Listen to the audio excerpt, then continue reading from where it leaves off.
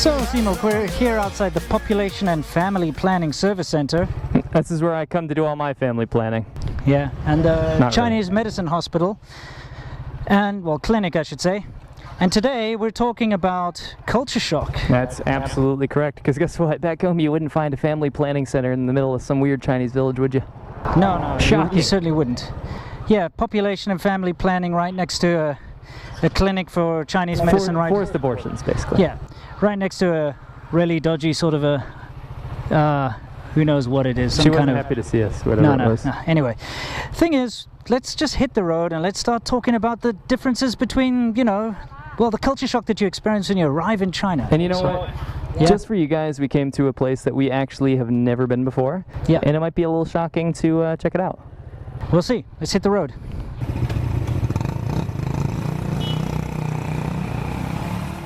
So, Seamilk, I'm sure you noticed, like, look at all these signs around us. Hold on, I'm at a cupping place. Oh, you are? Yeah. Cool. Well, what do you mean about the signs? Well, as you can see, there's not a single word of English on any of these signs. Absolutely. Literally. They're just See that? like moon runes. Yeah. Now, for us, that's okay, because you and I, we're fairly okay. I can read at least 60% of that sign. And, Absolutely. you know, like, I can get around. I know should we turn straight, go straight, or? Let me go left. It looks like a little market kind of town. We're in the middle of some random town pretty far away. This is a main road, though. I'd This rather is we kinda would neat. go down here? Yeah. Okay, start moving around. Okay. You were mentioning the characters though, and it's funny because we've been here so long that I don't actually remember not reading them. But Yeah. like when we first came here, it was pretty hard. Yeah, absolutely. I mean, if you look at all of these things, I mean, Ai Nong Mei, what the hell? Like, You look at that and you're like, what? there's tons. Like, oh wait, there's some English. Apple Prince. Nice. 苹果王子. Yeah, so this is a big thing that we seem to overlook because we've been here so long, but when people come here, they just have no idea. Like over there, like motor Shioli and that kind of thing, right? I can read it, so I know, okay, there's where I can get a motorcycle fixed. And this is motor diandongche, okay, so I know I can go there to get my motorbike or electric bike fixed. You know, things like that. People don't know what that is, right? So language is a huge barrier, and let's be honest, nobody really can speak English outside of the big cities here. For sure, it's two different worlds, man. Two different worlds. You're in Shanghai and Beijing, yeah, you can find people that speak English, but guess what? Outside you can't. Yep. And now you'll get some Shanghai dude saying, oh yeah, look at these guys saying, oh, you have to go outside of Shanghai and Beijing to see the real China. No, we're not saying that. Go outside Shanghai and Beijing to see the China where they don't speak English. Yeah, not saying it's better. Yeah, of course. Anyway, now we're just going into nonsense. Let's head back into that cool, I want to go back cool in that stuff. town. Yeah. Let's explore. Yeah, let's do a little U-turn over here in front of this police station. No, it's the power grid, sorry. Oh, power grid. Yeah, hey there, China Southern Power Grid. Yeah. All right, so let's talk about language for a minute. Now, when I first got here 10 plus years ago, you literally couldn't find people speaking English anywhere in Shenzhen. Dude, like, I know it. Anywhere. I know it. So it was a huge problem for me just to get basic things done, like to buy a SIM card, to check into a hotel, to buy something in the shop, to ask directions. It was all like... And this is actually an answer to a lot of people's question. How did you guys learn Chinese so quickly? Well, it's because we didn't have a choice back then, dude. Yeah. Like nowadays, there's enough young people that speak it, like around the university districts, that you could probably come here and make some local friends. Oh, but, you know, back then, no way, not a chance. Sure. So you had no choice but to learn how to speak. And there's another big problem, and that is because Chinese people aren't exposed to other languages other than maybe some movies or TV shows every once in a while, they don't seem to have a concept of playing charades. What do you mean? You know what I mean? Like simple things like that we have, like kind of a universal language. Let's go back down this way and see what we can find. You know, like money, for instance. You rub your fingers together like money, this. Yeah. Everybody knows money. They don't know that here. Yeah, right? It'd be like money. Yeah, no, I mean, you do this and they don't know what you're doing. Like, what are you trying to warm your fingers? You know, they have no idea. So I used to have endless frustrations. Hey, let's go down this pikey little way. Let's check it out. Yeah. Ooh, I used to have endless massages. frustrations just trying to get basic things done. Like, for instance, recharging my phone. I tell the story, lots of people have heard it, but I'll just say it again anyway. I'd go to the postal place where they sell the recharge cards for your phone, you know, to top up on airtime. Not on dead ends though. I think we can. There. Yeah, we can go over this little hump. Can't we? Dude, you're disrespectful. Nonsense. This is just an old hump. You're stuck. No, that's a bad idea. Wait. Are you serious? How did you do this? Just kind of wheelie. Your exhaust's on there, so do stand up and let your clutch out a little so it wheelies forward. Give it a bit of... No, man. Give it a bit of... What are you doing? I'm almost over. Okay. Okay. Anyway, so I went to this little postage store. You know, you get them everywhere, like a little news booth. And I took out 100 RMB, the actual money. I wasn't even giving the gesture for money. And then I took out my phone, and I took the money and I tried to pretend like I was putting the money into my phone. Right. And they were like looking at me bewildered, like, what is this crazy guy doing? That's cool. Yeah. And I was like, guys, money, phone, 100 RMB, phone. You know, right. Trying and trying and trying, and they were just like, get lost. They're like, what's this guy on about? Then I was like at my wit's end. I was like trying to explain, but they couldn't get it. But you know, it's a newsstand. They sell newspapers, they sell like bottles of water, and they sell recharge cards. There's only three things they sell there. So why would they not think that I was talking about a recharge card? So I'm trying to put money into the phone. Okay. Anyway, eventually I figured out that the number... You want to go left? Sure. Okay. The number that you dial to recharge is like 13800, 138,000 something. Okay. So I dialed that into my phone and then showed that to them on the screen, and then like put 100 RMB on the table and showed them that number, and then they finally snapped and said, oh, okay. So, you know, just silly things like that. Anyone who's been in China knows what I'm talking about. It's almost impossible to get a simple message through. Yeah. You know, without knowing the language. So language is a huge, huge, huge barrier and a huge culture shock. The second thing I'm going to go into is actually probably the second thing that you'll want to do after you arrive in China. First thing, you'll probably want to speak to someone, obviously. Yeah. Second thing, you might need to use the toilet.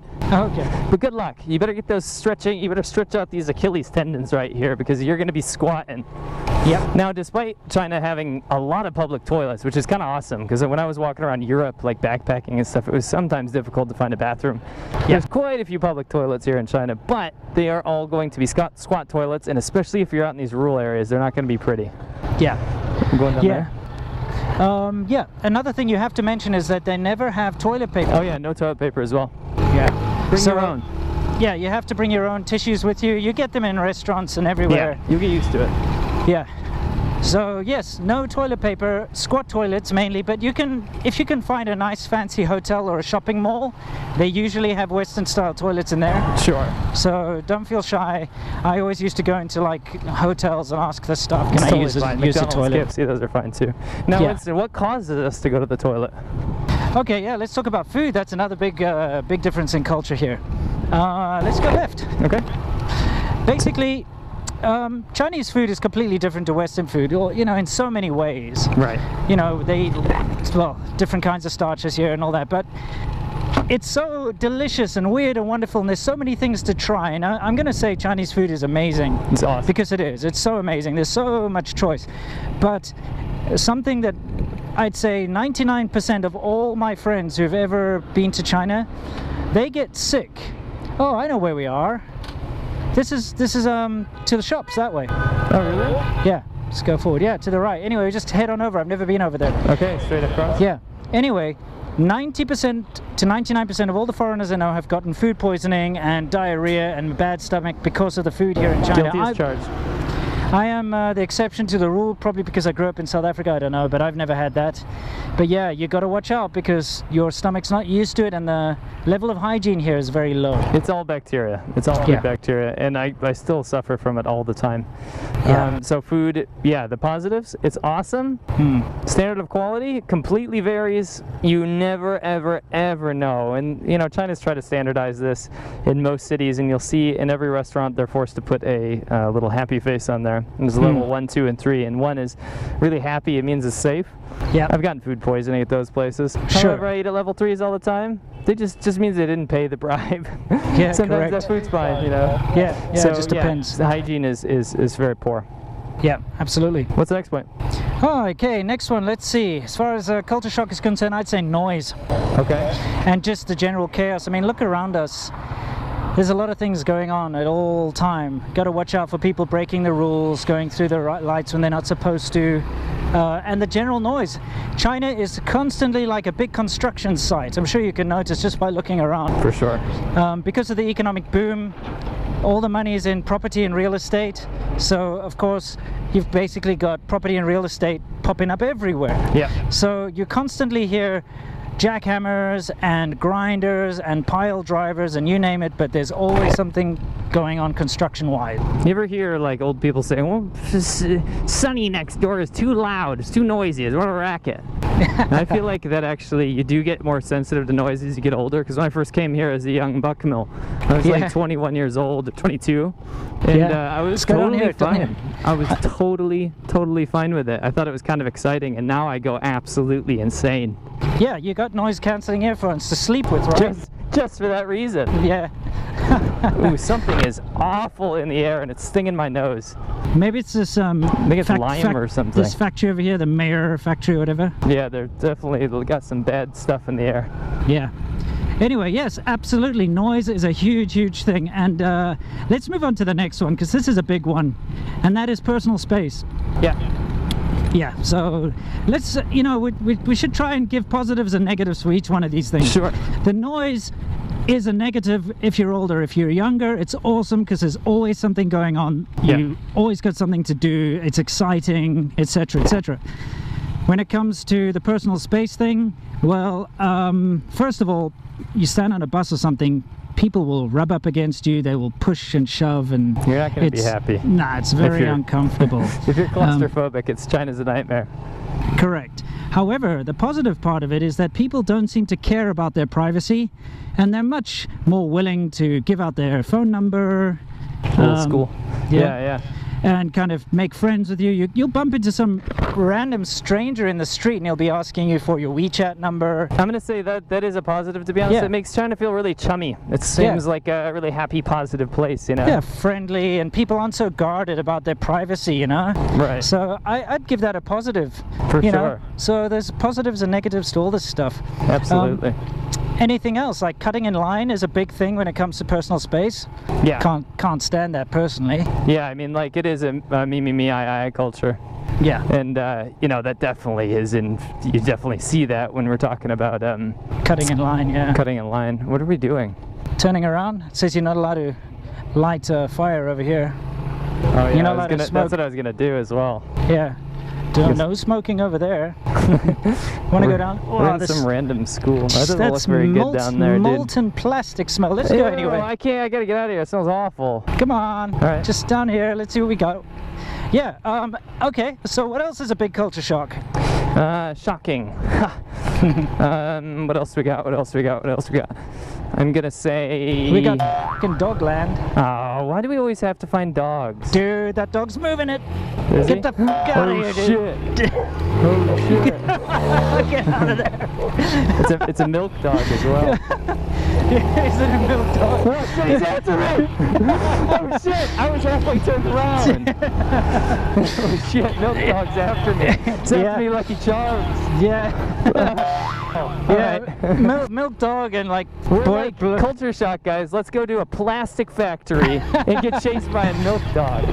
Yeah. That's shocking to say the least. Yep. Yeah, so I mean, you almost got your leg, bro. Yeah, that was a very close one. What is the next topic? Sorry, we've been a little distracted. I just have to say that in general, there are a lot of positives for someone coming from a Western country. You're not going to be bored.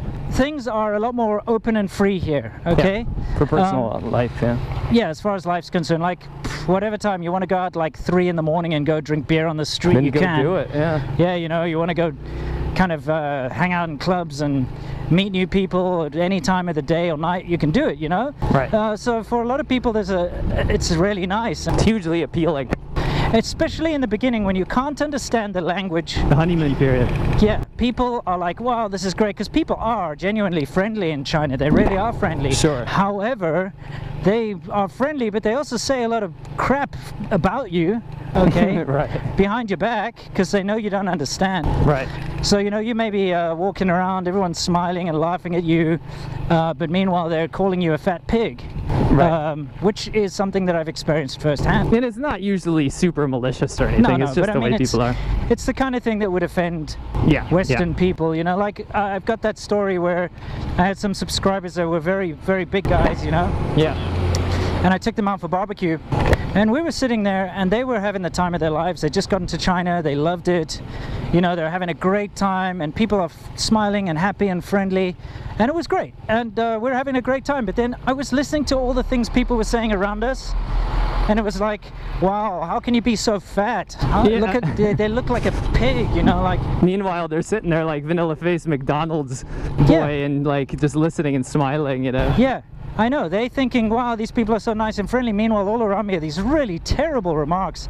And I just didn't have the heart to tell them what people were saying. Right. But if it was me, I would have been really offended. Of course. So hit a left here. Okay. I'm going to go around this old dude. Went on the other side. Whoa, slippery. Yeah, so... yeah, there's a lot of good, there's a lot of bad, but it just depends on why you're coming to China. You bet, know? Yeah. Anyway, I don't know if there's anything else really to say about the subject. You got anything to add? Well, I think that if you know, you're shocked by culture, then I'm digging right now. If you're shocked by culture, China might not be the place for you, but the comment section is a place for everyone. And down there and up top, you can like and subscribe. Here, so whether or not you are shocked, I'm definitely going to be shocked if you don't, for whatever reason. Hey, let's pull in over here quickly. I'm going to be really shocked if you don't, for whatever reason, unlike this factory horrible area. Stay awesome. When I close my eyes, I can almost sing it. When I take a breath, you fill up my lungs. And if my mind